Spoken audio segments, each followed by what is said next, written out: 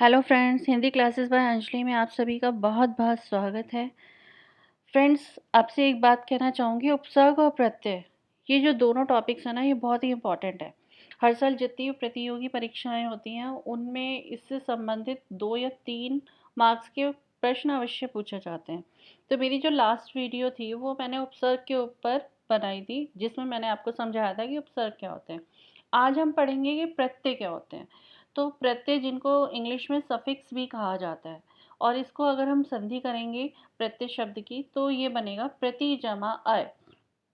अय का मतलब होता है मेल, और प्रति यानी प्रत्येक, अर्थात प्रत्येक के अंत में मिलने वाला या जुड़ने वाला। जो प्रत्येक शब्द के अंत में जुड़े वो प्रत्यय कहलाता है।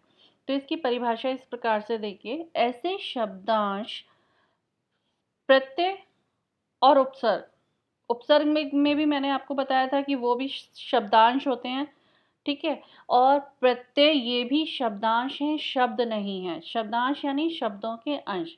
ऐसे शब्दांश जो किसी शब्द के अंत में लगकर उस शब्द के अर्थ में परिवर्तन लाए अथवा विशेषता उत्पन्न करे, उन्हें हम प्रत्यय कहते हैं। ऐसे शब्दांश जिन्हें हम मूल शब्दों के पीछे लगाते हैं, उनके अंत में लगाते हैं, और जिससे उनके अर्थ में परिवर्तन आता है या विशेषता उत्पन्न होती है, वे सभी प्रत्यय कहलाते हैं। तो प्रत्यय 2 प्रकार के होते हैं, कृत प्रत्यय और तद्धित प्रत्यय। तो आइए इसके बारे में जानते हैं। कृत प्रत्यय क्या होता है? कृत प्रत्यय को हम कृदंत प्रत्यय भी कहते हैं। इसका अगर हम इस तरीके से करेंगे संधि, कृत जमा अंत, ठीक है। तो कृत का मतलब ही क्या होता है? क्रिया या करना। ये धातु के अंत में जुड़ते हैं, धातु के अंत में जुड़ने वाले, ठीक है, ये आपके कृत प्रत्यय कहलाते हैं। उसके बाद आते हैं हम तद्धित प्रत्यय। तद्धित प्रत्यय संज्ञा, सर्वनाम, विशेषण, अव्यय के अंत में जुड़ते हैं। ऐसे प्रत्यय जो संज्ञा, सर्वनाम, विशेषण, अव्यय के अंत में जुड़े हैं, वे तद्धित प्रत्यय कहलाते हैं। और जो क्रिया शब्दों के अंत में यानी कि धातु के अंत में जुड़ते हैं, उन्हें हम बोलते हैं कृत प्रत्यय। अब धातु के अंत में कौन से धातु किसे कहते हैं? अगर आपको याद हो तो क्रिया का मूल रूप धातु कहलाता है, ठीक है। ये हमने पढ़ा था, क्रिया का जो मूल रूप है वो धातु है। कैसे?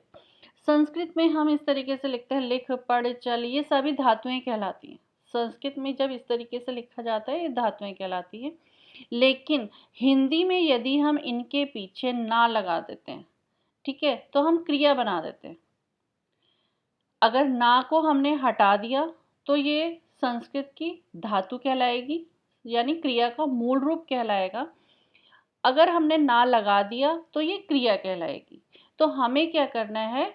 धातु के अंत में लगाने हैं, ठीक है ना। तो हमें किसके अंत में लगाने हैं? ये जो लिख है, पढ़ है, चल है, इसके अंत में लगाने हैं प्रत्यय, वो कृत प्रत्यय कहलाएंगे आपके। उदाहरण देखेंगे, जैसे लिखावट है, ठीक है। तो इसके सामने ये हमारा नया शब्द बना है, जो प्रत्यय और मूल शब्द को जोड़ के बनाया गया है, ठीक है। तो अब यहाँ पे हम इसके जब टुकड़े करके देखेंगे, इसको अलग अलग भागों में बांट कर देखेंगे। इसके टुकड़े किए हमने, 2 ऑप्शन है हमारे पास, एक है लिखना जमा आवट, दूसरा है लिख जमा आवट। तो कौन सा सही करेंगे हम? दूसरे वाला, सेकेंड ऑप्शन। पहले वाला क्यों गलत है?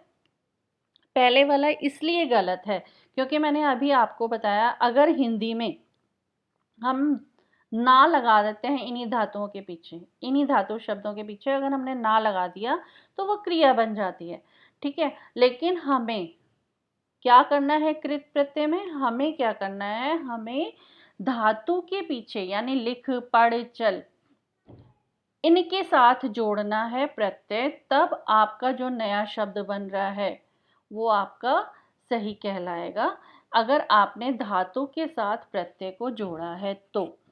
ऐसे ही एक अन्य उदाहरण देखेंगे, थकान, थक जमा आन, थकना जमा आन, कौन सा सही हुआ? ये वाला, थक जमा आन, ठीक है। क्योंकि हम धातु के पीछे लगाते हैं, ना कि क्रिया के पीछे। प्यास, पी जमा आस, कौन सा प्रत्यय है? कृत प्रत्यय। खिलौना, खेल जमा औना, कौन सा प्रत्यय हो गया? कृत प्रत्यय। अब आप देखो, अगर मेरे को कैसे पता चलेगा कि ये जो है ये कृत प्रत्यय का उदाहरण है या ये तद्धित प्रत्यय का है? तो तद्धित प्रत्यय जो है वो चाहे आपको समझ में आए या ना आए, आपको ये कृत प्रत्यय आसानी से समझ में आ गया ना, तो जो बच गया वो सारा आपको तद्धित प्रत्यय में लिखना है। ठीक है, तो आपको ये समझ में आ जाना चाहिए कि धातु के पीछे अगर हमने प्रत्यय लगाया है, और अगर ये जो हमने टुकड़े किए हैं ना, जैसे प्यास का मैंने 2 टुकड़े किए हैं, पी जमा आस, अगर मैंने यहाँ पी के पीछे या खेल के पीछे ना लगा दिया, ठीक है, तो हम इसको ना एज्यूम कर लेंगे, इसको सोच के देखते हैं कि पी के पीछे अगर ना लगा दिया तो ये क्या बन जाएगा? पीना। क्या ये क्रिया है? हाँ, ये क्रिया है। खेल के पीछे ना लगा दिया, ये क्या हो जाएगा? खेलना। तो ये क्या है? क्रिया है। तो आपको कृत प्रत्यय ये है या नहीं है, आपने जो ऑप्शन टिक किया है वो आपका सही है या गलत है, तो आपको उसकी पहचान कैसे हो जाएगी? जब आप इसके पीछे कल्पना करके देखोगे कि मैंने ना लगाया और ये पीना एक क्रिया बनती है। अगर ये क्रिया है, कोई ना कोई काम हो रहा है इससे, खेल है, इसमें ना लगा दिया खेलना, तो ये आपको समझ में आ जाएगा कि ये धातु है, और धातु के पीछे जब प्रत्यय लगा दिया तो ये आपका आ गया कृत प्रत्यय, यानी ये आपके कृत प्रत्यय के उदाहरण है। इसी प्रकार से हम अन्य और देख लेते हैं। घुमाओ, घूम जमा आव, क्यों कृत प्रत्यय क्यों है ये? घूम, इसके पीछे ना लगाएंगे तो क्या बन जाएगा? घूमना। घूमना क्या है? एक क्रिया है। ठीक है, तो हमने धातु के पीछे प्रत्यय लगाया, तो ये कौन सा हो गया? कृत प्रत्यय। अब है नमकीन, नमक जमा ईन, अब ये मैंने तद्धित प्रत्यय में क्यों लिखा है, कृत में क्यों नहीं लिखा? तो ये पहचानने का सबसे अच्छा तरीका है, अब ये नमक है, अब मैं इस नमक के पीछे कल्पना करके देखती हूँ, अगर मैंने ना लगा दिया तो ये ना लगाने के बाद ये क्या बन जाएगा? नमकना। यानी ये गलत है, ऐसी कोई क्रिया ही नहीं होती। ठीक है, अगर जब ये कोई क्रिया ही नहीं है, ये धातु ही नहीं है, तो ये किस में चला गया? तद्धित प्रत्यय में। तो आपको ज़्यादा सोचने की ज़रूरत ही नहीं है, आपको इजीली इसमें अंतर करना आ जाएगा। अगर आप इसमें ना मतलब सोच के देखना, इसमें लगा के देखना, ना लगा के देखा, आपकी क्रिया बन रही है, नहीं बन रही, तो तद्धित प्रत्यय है। अगर आपने ना लगाया और क्रिया बन गई, तो वो आपकी कृत प्रत्यय में चला गया। तो इसका अंतर करने का सबसे अच्छा तरीका यही है। सजावट, सज जमा आवट, सज में मैंने ना लगा दिया तो क्या बन जाएगा? सजना। ठीक है, क्रिया हो गई कृत प्रत्यय। कलाकार, कला जमा कार, अब ये तद्धित प्रत्यय में क्यों लिखा है मैंने? बचपन, बच्चा जमा पन, इसको भी तद्धित में लिखा है। ननिहाल, नानी जमा हाल, इसको भी मैंने तद्धित में लिखा। अब ये तीनों मैंने तद्धित में लिख दिए। अब आप कैसे पहचानोगे कि ये कृत प्रत्यय है या तद्धित प्रत्यय? इसको अगर आपको ऑप्शन मिल जाए 2-3, तो आप कैसे पहचान कर पाओगे? आप इस तरीके से पहचान करोगे, कला के पीछे ना लगाया, कलाना, गलत, क्रिया नहीं बन रही, तद्धित प्रत्यय। बच्चा, बच्चा के पीछे ना लगाया, बच्चाना नहीं होता ना, तो ये गलत, ये किस में चला गया? तद्धित प्रत्यय में। नानी, नानी के पीछे ना लगा के देखो, गलत है, तद्धित प्रत्यय। ऐसे आगे देखेंगे। सूखा, सूख जमा आ, सूखना होता है कुछ, क्रिया है, कृत प्रत्यय। चलता, चल जमा ता, चल के पीछे ना लगा के देखो, चलना क्रिया है, क्रिया है, कृत प्रत्यय। ठीक है, अब दिखावट, दिख जमा आवट, तद्धित में डालोगे कि किस में डालोगे? कृत में डालोगे। दिख, इसमें ना लगा के देखो जरा, क्या बन जाएगा? दिखना। दिखना कोई क्रिया होती है? होती है। दिखना क्रिया होती है, तो ये क्या बन जाएगा? कृत प्रत्यय। तो ये 3 हमारे कौन से थे? सूखा, चलता, दिखावट, तीनों के तीनों हमने कृत प्रत्यय में इसलिए लिखे। अब आ जाते हैं, पिछली वीडियो में हमने उपसर्ग समझे थे, इस वीडियो में हमने प्रत्यय समझे। ठीक है, तो एक मेरे पास मूल शब्द है ज्ञान।